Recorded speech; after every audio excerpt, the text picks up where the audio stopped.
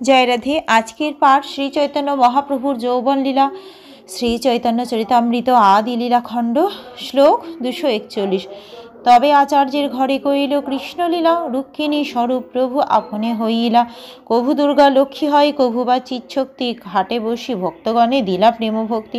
একদিন মহাপ্রভুর নিত্য অবসানে এক ব্রাহ্মণী আসি ধরিল চরণে, চরণের ধুলি সেই লয় বারবার দেখিয়া প্রভুর দুঃখ হইল আপার। সেইখানে ধাইয়া প্রভু গঙ্গাতে পড়িল, নিত্যানন্দ হরিদাস ধরি উঠাইল। তারপর চন্দ্রশেখর আচার্যের গৃহে কৃষ্ণলীলার অভিনয় হলো। মহাপ্রভু শ্রীকৃষ্ণের মহিষীদের অগ্রণী রুক্মিণী দেবীর ভূমিকায় অভিনয় করলেন। কখনো তিনি দুর্গা রূপে, কখনো লক্ষ্মী রূপে এবং কখনো যোগমায়া রূপে তিনি অভিনয় করলেন। ঘাটে বসে তিনি ভক্তদের প্রেম ভক্তি প্রদান করলেন। একদিন শ্রী চৈতন্য মহাপ্রভু নিত্য অবসানে একজন ব্রাহ্মণী সেখানে এসে শ্রী চৈতন্য মহাপ্রভু শ্রী চরণ ধরলেন।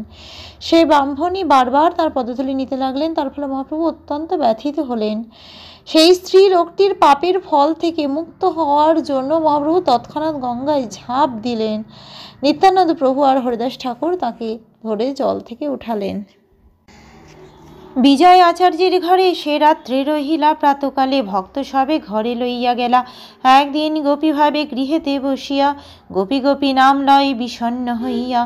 এক পড়ুয়া আইল প্রভুকে দেখিতে, গোপী গোপী নাম শুনি লাগিল বলিতে, কৃষ্ণ নাম না লও কেনে, কৃষ্ণ নাম ধন্য গোপী গোপী বলিলে বা কিবা হয় পুণ্য। শুনি প্রভু ক্রোধে কইল কৃষ্ণে দোষোদগার, ঠেঙ্গা লইয়া উঠিলা প্রভু পড়ুয়া মরিবার। সেই রাত্রে মহাপ্রভু বিজয় আচার্যের ঘরে অবস্থান করলেন। পরদিন সকালবেলায় সমস্ত ভক্তদের সঙ্গে তিনি গৃহে ফিরে গেলেন। একদিন গোপী ভাবে আবিষ্ট হয়ে শ্রী চৈতন্য মহাপ্রভু গৃহে বসেছিলেন। বিরহের ফলে বিষণ্ণ হয়ে তিনি গোপী গোপী বলে ডাকছিলেন। তখন একজন পড়ুয়া সেখানে এসে মহাপ্রভুকে এভাবে গোপী গোপীর নাম ধরে ডাকতে শুনে আশ্চর্য হয়ে তাকে বললেন, আপনি কেন কৃষ্ণ নাম গ্রহণ না করে গোপী গোপী নাম গ্রহণ করছেন? দিব্য মহিমামণ্ডিত কৃষ্ণ নাম গ্রহণ না করে গোপীদের নাম ধরে ডাকলে কি পুণ্য হবে? সেই মূর্খ পড়ুয়ার কথা শুনে অত্যন্ত ক্রুদ্ধ হয়ে মহাপ্রভু কৃষ্ণকে তিরস্কার করলেন এবং একটি লাঠি নিয়ে সে পড়ুয়াটিকে মারতে উদ্যত হলেন। কথিত আছে বৈষ্ণবের ক্রিয়া মুদ্রা বিজ্ঞে না বোঝয়। শ্রী চৈতন্য মহাপ্রভু যে কেন গোপী নাম উচ্চারণ করছিলেন তা পড়ুয়া অথবা কনিষ্ঠ অধিকারী ভক্তের পক্ষে জানা সম্ভব নয়, এবং সেই পড়ুয়ার পক্ষে গোপী নাম গ্রহণের মাহাত্ম্য সম্বন্ধে মহাপ্রভুকে জিজ্ঞাসা করা উচিত হয়নি। সেই নবীন পড়ুয়াটি অবশ্যই কৃষ্ণ নামের মহিমা সম্বন্ধে অবগত ছিল, কিন্তু তার মনোভাব ছিল অপরাধে পূর্ণ ফল অর্জন করার জন্য কৃষ্ণ নাম গ্রহণ করা অপরাধ। সে পড়ুয়াটি অবশ্য তা জানতো না, তাই সে সরলভাবে জিজ্ঞাসা করেছিল গোপী নাম গ্রহণ করার ফলে কি পুণ্য হয়। সে জানতো না যে এখানে পাপ পুণ্যের কোনো প্রশ্নই ওঠে না। কৃষ্ণ নাম অথবা গোপী নাম গ্রহণ হয় অপ্রাকৃত প্রেমের স্তরে। যেহেতু সে ভগবত ভক্তি সম্বন্ধে অনভিজ্ঞ ছিল, তাই সে এইরকম উদ্ধতভাবে প্রশ্ন করেছিল। তাই মহাপ্রভু আপাত দৃষ্টিতে তার প্রতি অত্যন্ত ক্রুদ্ধ হয়েছিলেন।